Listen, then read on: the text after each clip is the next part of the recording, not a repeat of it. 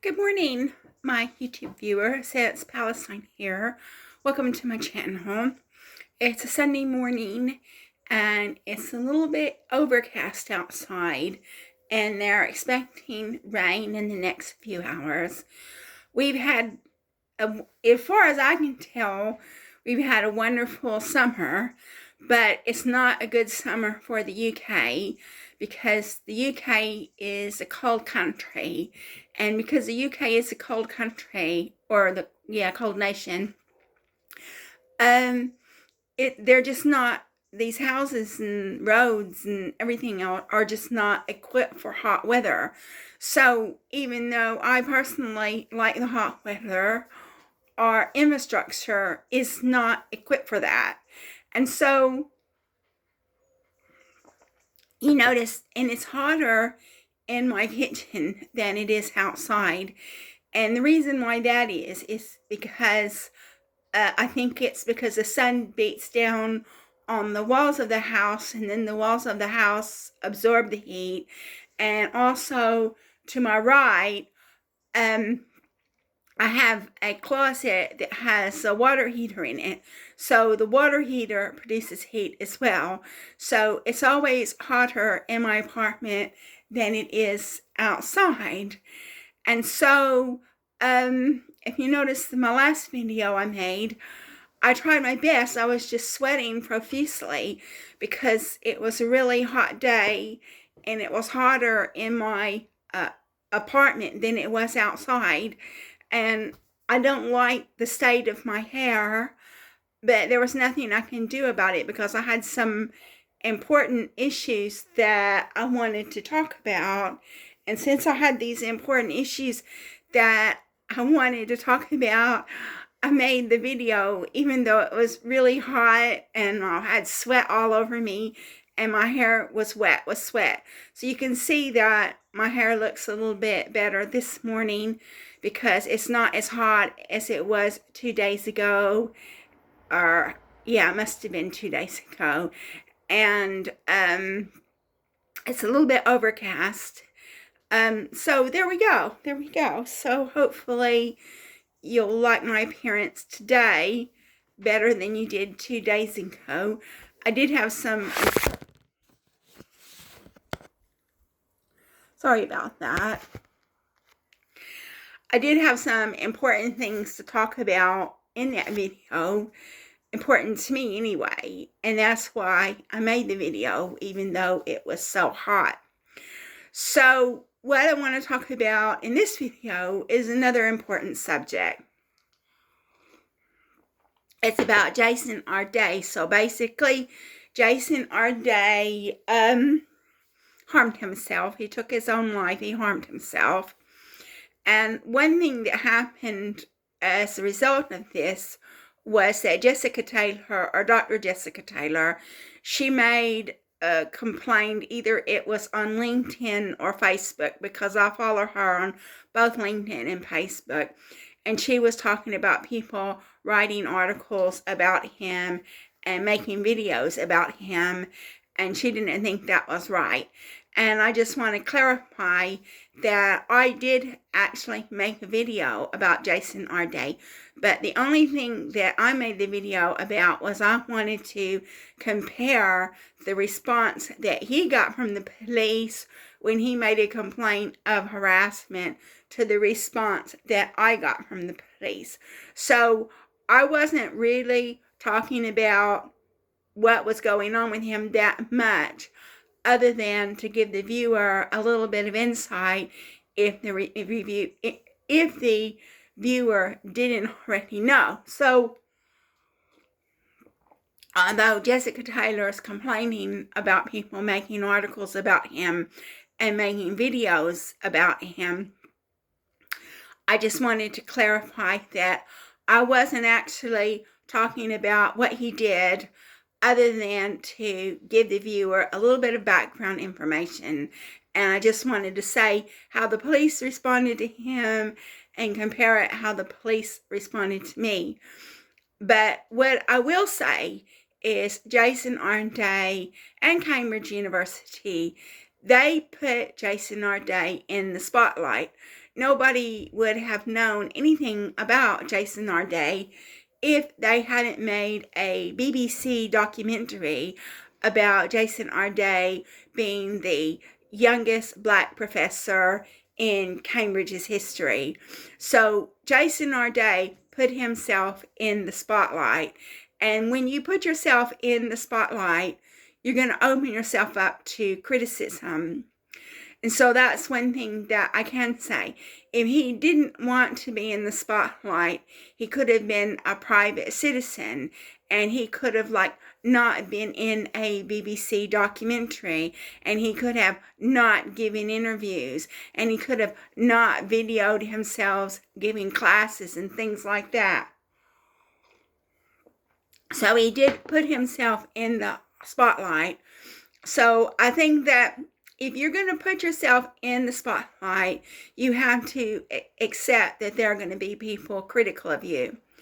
Now, from what I understand is that pretty much everybody in Cambridge knew that he was a diversity hire. Pretty much everybody in Cambridge knew that he was not what he claimed to be, that he told lots of tall tales. Pretty much everybody in Cambridge knew that. But Cambridge University covered it up because Jason Arday was their poster child, was their diversity poster child. So Cambridge University covered that up, and they either dismissed or disciplined anybody who asked any questions about Jason Arday's true qualifications. And so the thing is this one guy, and I don't remember his name because this video isn't about him, but you can look it up, and he's on YouTube, and he says that he exposed Jason Arday. And so basically what he had done was a few years early, he had written an article that was critical of certain demographics. And since Cambridge University said that this article or this paper or this research didn't fall in line with their ideas on diversity, so he actually lost his position. And then so basically what had happened, I think, is somebody at Cambridge had contacted him and told him that Jason Arday was not what he claimed to be, and gave him enough information for him to find out. So he wrote a piece exposing Jason Arday. This guy is on YouTube, and he is in the media, so you could do a search on who exposed Jason Arday, and you'll find out his name, because I don't remember his name, because this video isn't about that guy, it's about Jason Arday. So Jason Arday says that he was mute until he was 11 years old. Okay, so and then after he resigned, apparently he did actually make give an interview.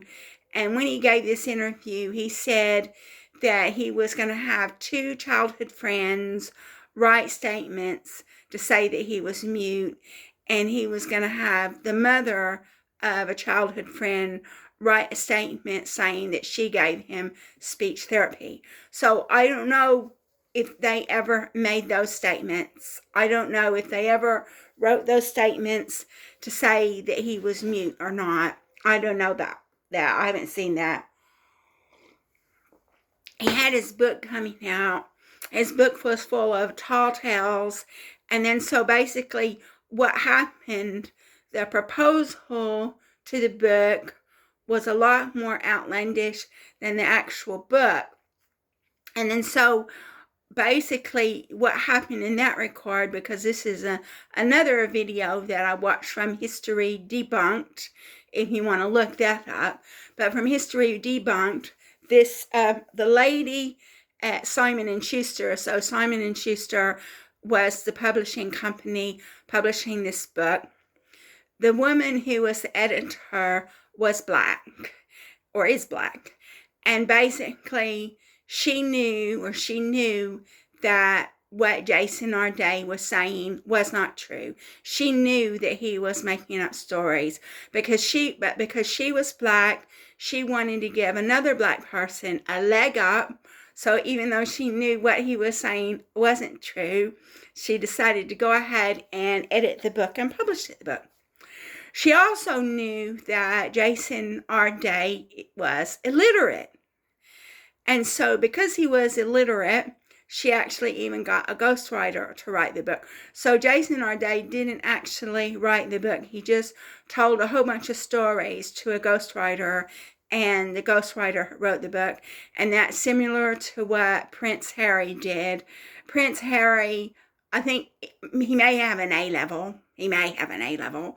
But apparently when Prince Harry was going through, I think it was Eton or his prep school or whatever, he may have 2 A-levels. I'm not even sure about that, but he had to be helped. And there was a lot of controversy about the fact that Prince Harry had to be helped even to get the tiny little qualifications that he has.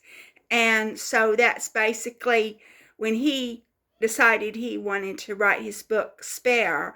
Well, he can't write a book. He's barely literate himself. And so he had a ghostwriter write the book. A ghostwriter wrote the book. So that's pretty much the same thing that happened with Jason Arday. Jason Arday did not actually write the book. He just told a ghostwriter a bunch of stories, and the ghostwriter wrote the book.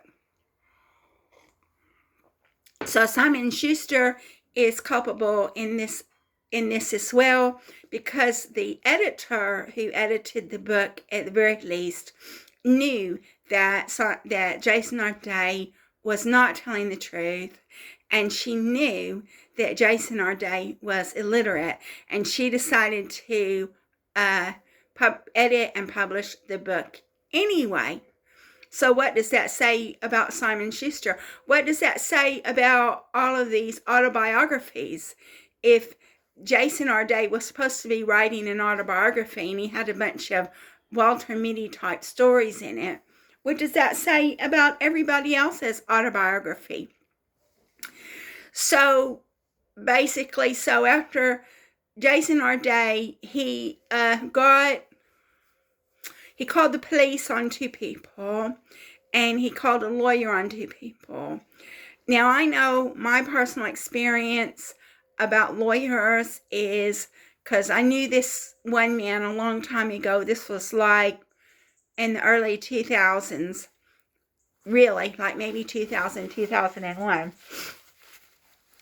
He liked children, and basically somebody told me, and anyway, some things happened, and so he threatened me, and he got a lawyer to write me a threatening letter and stuff. And I was scared because here I am living in England with no friends, no family, no money, and this man was threatening me with a lawyer. And so I capitulated because I was scared.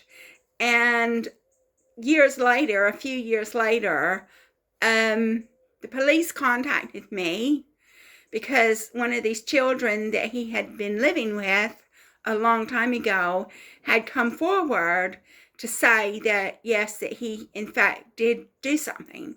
And so in the UK, there is no statute of limitations on child abuse, because I asked about the statute of limitations. And the reason why is because one time I was really upset with my mother, and I called the police in Little Rock, and I wanted to make a complaint to the police about what my mother had done to me, and they told me that they believed I was too old because in Arkansas, the state that I'm from, the statute of limitations is like 10 years after your 18th birthday. So the statute of limitations would have been when I was 28 years old. And so I was too old to make a complaint to the police about what my mother had done to me. And so I asked the police in the UK, I said, well, hasn't the statute of limitations passed? And the police officer that spoke to me said, no, there is no statute of limitations for child abuse in the UK. So that means you can come back anytime, years later, you can come back and say that you were abused. And then you've got the issue of evidence. You've got, because the longer that you wait to say that you were abused, the harder it's going to be to get evidence. So I don't know what happened with that individual. I think that there was probably a lack of evidence because it had taken such a long time to do anything. So I think he probably got off scot-free, because the last I heard, he had a stroke and he was moved into a nursing home. And so I don't think he had to suffer any consequences whatsoever for what this person said that he did. So basically, Jason Arday did the same thing. He made a complaint to the police saying he was being harassed because two people were asking him about his academic work. And then he went and got a solicitor to write a cease and desist letter, because there was actually going to be an expose in a very reputable newspaper. I think it was Times Educational Supplement, but I'm not sure. But there was a very reputable newspaper that was going to publish an expose on him. And he got these solicitors, these top-notch solicitors, to send a cease and desist letter to that newspaper.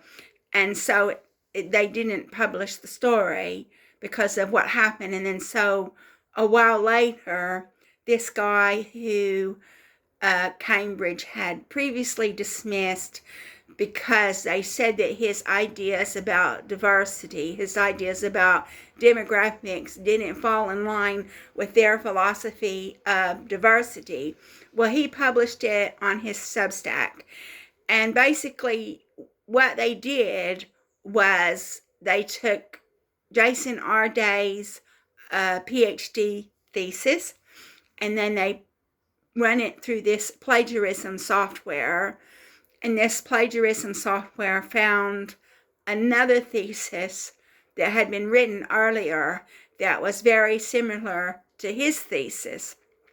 And that's how they found out that his work, they believed that his work was plagiarized.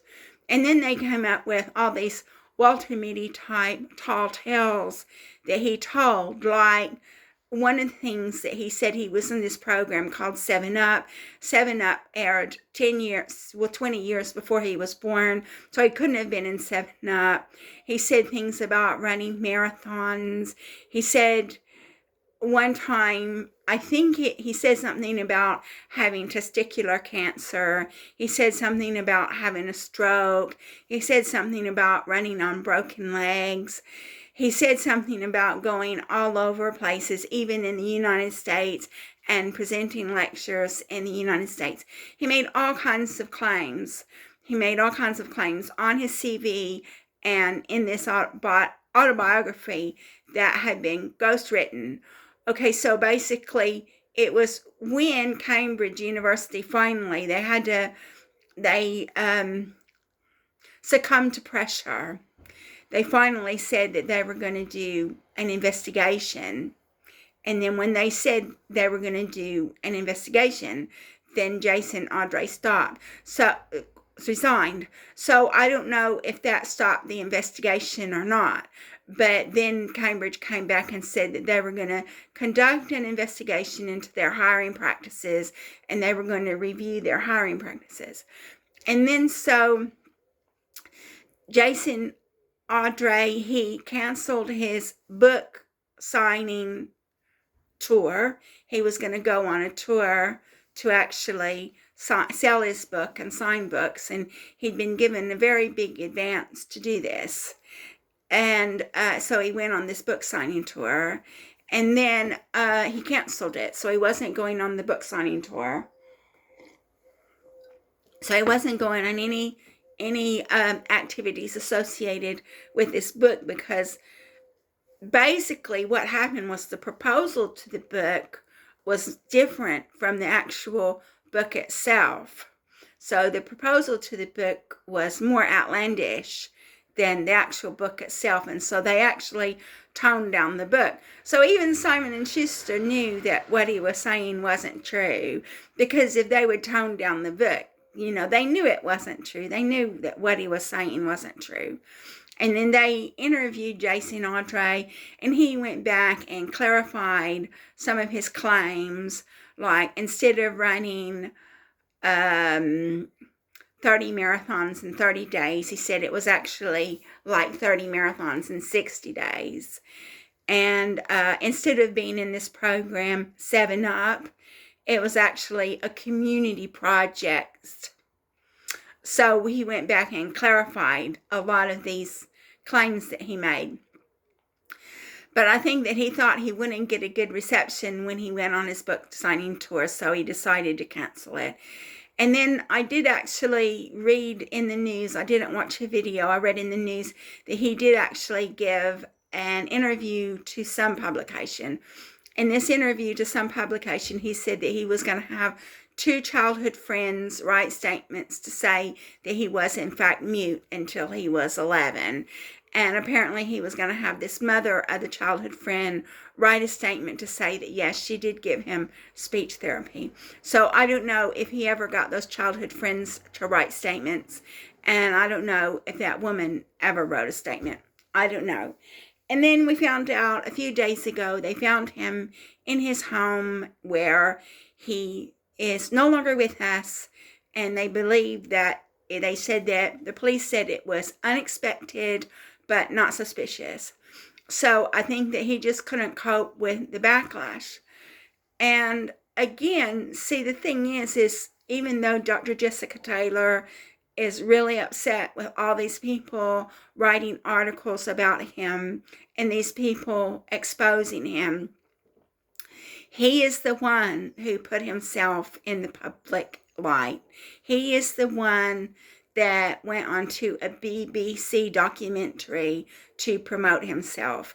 He is the one who went on interviews to promote himself. He is the one who they videotaped him and put it on YouTube.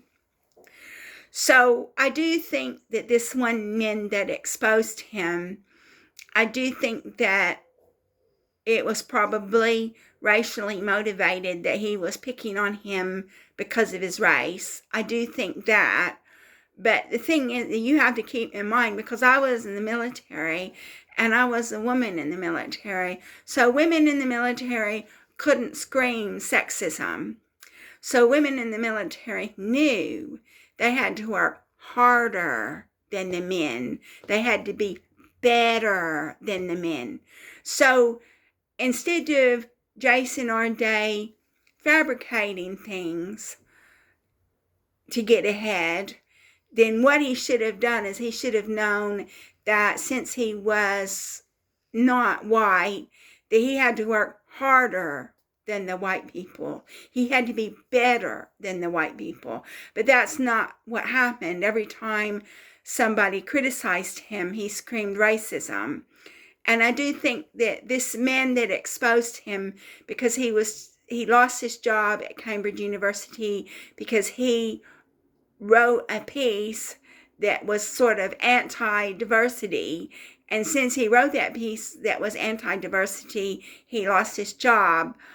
I do think that a lot of people were picking on Jason because of his race. But Jason is the one that put himself in the public arena. He's the one that did that. And then so if you're going to do that, then you're going to have to also open yourself up to public scrutiny, which is what happened. So what I wanted to talk about is I wanted to compare Jason Arday's experience to my experience. I know Cambridge protected him. Cambridge hired him as a diversity hire, and they knew that he wasn't what he claimed to be, but he was their poster child. And so they protected him.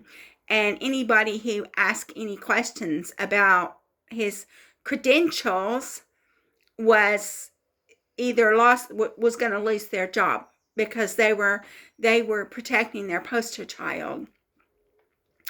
And then obviously, because there was so much public scrutiny, Cambridge decided that they had to do an investigation.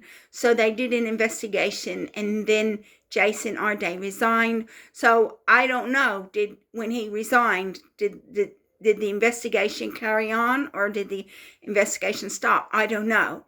But then Cameron said that they were going to investigate their hiring policies, which they should do, because they knew that Jason Arday wasn't what he claimed to be, and they hired him anyway, and then they protected him, and they fired anybody who asked any questions. And so basically, but my situation, I was working for a company called Foster Wheeler, and I wasn't in the public light. I was just a little office worker. I was the affiliate coordinator, and I was just a little office worker, and I wasn't on a high salary.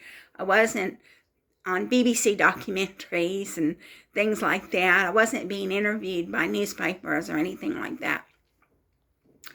So going back to Jason, he resigned from Cambridge, and then I guess he probably didn't know what he was going to do after he resigned. So he resigned to probably stop the investigation. But so far, there have been so many articles written about him, so many videos made about him. I don't know what kind of job he was going to get in the future.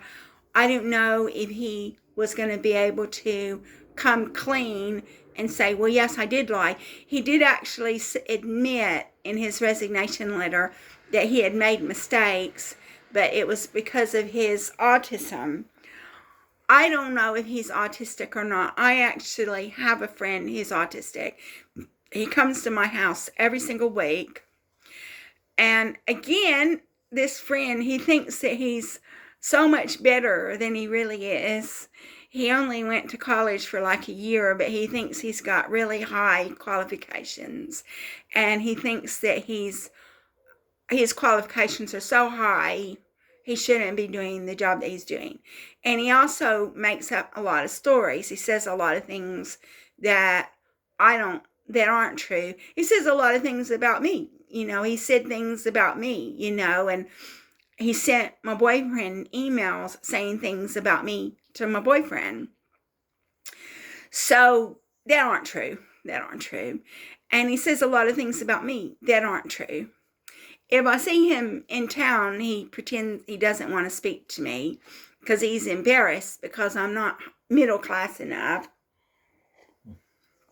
He's got this obsession with being middle class, although he's not middle class. Because if he was middle class, he wouldn't be coming onto a council estate every week to get food from a destitute woman. So, but he also tells a lot of stories, and I don't know if it is that if he knows he's lying or if he just imagines it. And the reason why is because autism is on a spectrum. And I went to this place, this mental health community, before the councils cut funding. And I did actually meet autistic people. Autism is on a spectrum. You can have a mental illness and be autistic. And so they had people going to this group who were actually autistic, but they also had mental illnesses as well. So this friend of mine, he will talk about being autistic because that's socially acceptable. They have an autistic group, and he goes to this autistic group every week, and he calls it a support group. But it's not a support group, it's a social group.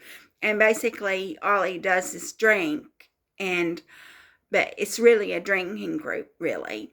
But they do have people there supporting the autistic people, but it's not a support group, it's a social group. And so he'll talk about being autistic because that's socially acceptable, but he won't talk about the other problems.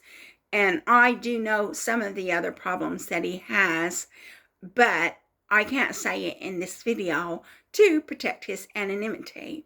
So that's another problem with autism. Autism has become a socially acceptable mental illness.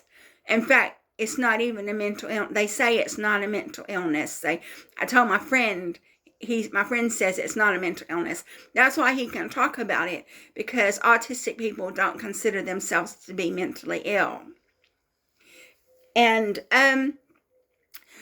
so my friend, I know that he says things that aren't true. He says things about me that aren't true. He says things about other people that aren't true. I know that he has hallucinations. I know that.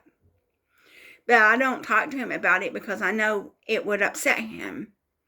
So how much, with this Jason Arday, who had autism at age 3 and who had global development disorder, how much of all these tall tales that he was telling, how much of them did he know he was lying, or did he just imagine it?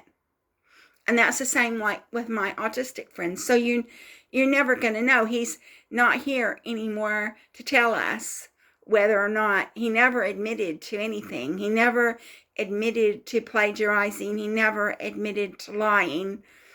So he just said that he made mistakes, and he just said that what he did was because of his autism. And so that could be true. But I guess I think that he couldn't cope with the humiliation of people finding out that his work was very close to, word for word, somebody else's work. And I think he just couldn't cope with other people knowing that he said things about running marathons and having a stroke, having a brain tumor, having testicular cancer. I think that he just couldn't cope with the humiliation, and so he decided to take his own life. But Cambridge did protect him. Cambridge protected him for years, because people knew for years that he was not what he claimed to be. And so we'll never know. We'll never know if, with these tall tales, we'll never know if he knew he was not telling the truth, or it was part of his fantasy life. Because I know that my friend who's autistic, he says all kinds of things that I don't really believe. And he says things about me that are not true. Says things about other people that are not true. And so I don't know. And then, but what I wanted to talk about was Jason taking his own life. So he took his own life because I think that he couldn't deal with the humiliation of it. But he said he had all of these great friends and family and everything. Why couldn't his friends and family rally around him and support him and say, well, we know that you made mistakes, but we're here to support you? But he obviously didn't want to do that. He didn't feel that he could carry on anymore. And I wanted to compare that to my situation, because I was working at Foster Wheeler. I was a little office worker. Wasn't on a great salary, but I was on a salary enough where I could support myself. And then I was harassed out of the business. I was a single woman with no dependents, not married, no relationship. So I was the perfect person for them to victimize. And I think it was financially motivated. I think that they did it for money. I know they're sick people. I know they're sick. But I think that they wanted to make money. I had a position called affiliate coordinator. And then Foster Wheeler was being sold to AMAC. And I guess they thought they weren't going to need me anymore. So they started harassing me, victimizing me, stalking me. And I got no support from anybody. I was completely isolated. In fact, they would have like my friends from the past come back into my life and then dump me.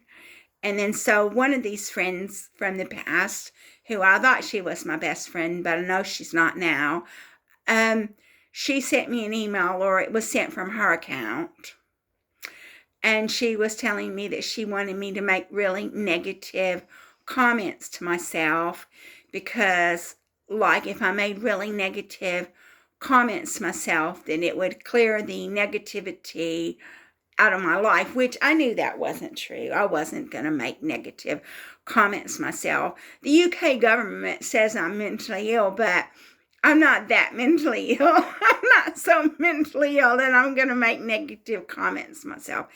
And the reason why she wanted this person, who it was either her or someone who had hacked into her email account, the reason why they wanted me to make negative comments to myself was to get me into a state of despair.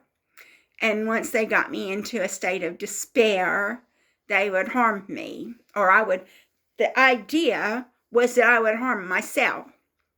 But I didn't do that. Even when she sent me that email about saying mean things to myself, I didn't do it. I knew it wasn't right. She said that the idea was for me to clear out all the negativity out of my life or something like that, for me to make negative comments myself. So that was one of the things. So what they did was they would have people come into my life and then ditch me, and I would never hear from them again. And they got people from my past to go along with it. So that tells you something about the people from my past, if they would go along with it, which they did. And then when finally I knew there was things going on at Foster Wheeler, but I didn't know it was actually the management of Foster Wheeler that was the mastermind. So I made a grievance. And then whenever I made a grievance, well, of course, I was never going to get anywhere in any grievance because they were doing it. They had a big IT department and they had a big legal department. So they were going to cover up everything. And then so when I made my grievance, I got this letter telling me that I had wasted their time and I needed to see a doctor, because that's what they wanted. They wanted to portray me as being mentally ill, which is what they did. So saying, go see a doctor, you're having a breakdown, go see a doctor.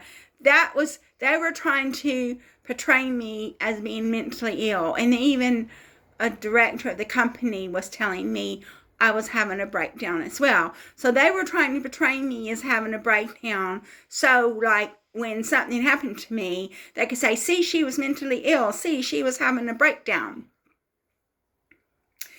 And then so I didn't read the appeal. And then so when they fired me, they wrote me a letter firing me. And I didn't read it right away because I knew it was going to be nasty. After I read the first letter for the grievance, I knew that anything else that they wrote me was going to be nasty. And then so when they fired me, they said, I did eventually read the letter. And then when they fired me, they said that because I couldn't get along with people, they weren't going to find me another position because I couldn't get along with people. And they were talking about, and it was a nasty letter. It was a really nasty, awful letter, saying that there was no evidence. What I said was, my personal experience is my evidence. And so since my personal experience was my evidence, what they did was they discredited me. They portrayed me as being this really crazy, unstable person who was having a breakdown. So the thing is, it's like if you say, my evidence is my personal experience, then what they're going to do is they're going to discredit you to make it look like you're an uncredible witness. And so that's exactly what they did. They discredited me to make me look like an uncredible witness.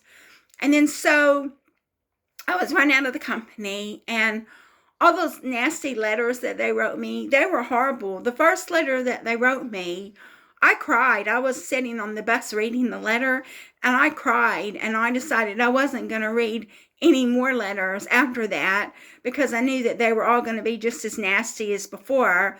And then so I finally did read the letter where they fired me and was saying that I couldn't get along with people, and that because I couldn't get along with anybody in the company, they couldn't find another position for me. And so basically, but the thing is why I know Foster Wheeler was the mastermind behind all this is because those letters are no longer in my apartment. They had gone into my apartment when I was working, and they had gone through my apartment with a fine-tooth comb. And in addition to breaking things and damaging things and ripping my clothes and things like that, they also had taken these letters and they had replaced them with more moderately worded letters.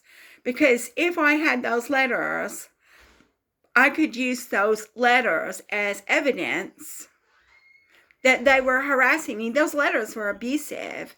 If I had those letters, I could use those letters as evidence of abuse. But I didn't have any friends. I didn't have anybody to talk to. I didn't have anybody who I could give the letters to and say, would you keep these for me safe? The only thing I had was my apartment, but they were going into my apartment. And then so I had a CPN one time say, well, how did they get into your apartment, nut? And I had keys to my apartment in my desk drawer at work. And so they easily could have gotten the keys and made copies of the keys. But failing that, locks only keep honest people honest. And so they could have got any corrupt locksmith to get a set of keys for me. I suspect that the time that they went through and got all the letters was I had been sent on a wild goose chase to Basingstoke to register at an agency. It was Reed, by the way. And I think that was an all-day thing because I had to go to another town to do it. I think that they used that day to go into my apartment, go through all my documents, take out the letters that they wanted to take out, i.e. the nastily written letters, and replace them with more moderately worded letters. But I didn't have anybody to give the letters to. And so I think that what they wanted, these really nastily written letters, I think the email that I received from someone claiming to be my friend, she's not my friend anymore, telling me to say mean things to myself. And I think the isolation and the people coming into my life and dumping me and stuff like that, I think that was intended to get me to harm myself. But I knew that I was not what Foster Wheeler was saying I was. And I just kept saying to myself, you just hang in there.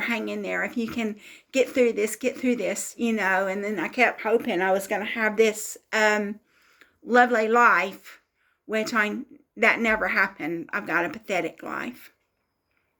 So that's a comparison between Jason Arday's experience of harming himself and my experience of my former employer, Foster Wheeler, trying to get me to harm myself.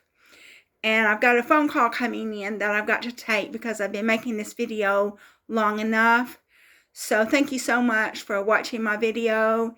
If you like my video, please like and subscribe. And thank you so much for taking an interest in my very pathetic life.